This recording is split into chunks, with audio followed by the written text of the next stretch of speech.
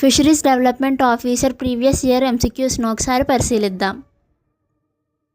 భారతదేశ 26వ ప్రధాన ఎన్నికల కమిషనర్ ఫిబ్రవరి 2025లో ఎవరు నియమితులయ్యారు? సమాధానం జ్ఞానేష్ కుమార్. ఒక రాష్ట్రంలో లోకాయుక్త చైర్మన్ను ఎవరు నియమిస్తారు? సమాధానం గవర్నర్.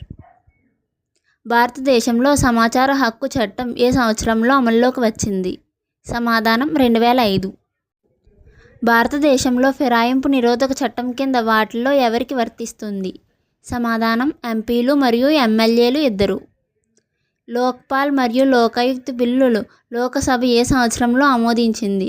సమాధానం 2011. 2005లో సమాచార హక్కు చట్టం అమల్లోకి రాకముందు భారతదేశంలోని ఏ రాష్ట్రం మొదటిసారిగా సమాచార హక్కు చట్టాన్ని ప్రవేశపెట్టింది? సమాధానం తమిళనాడు.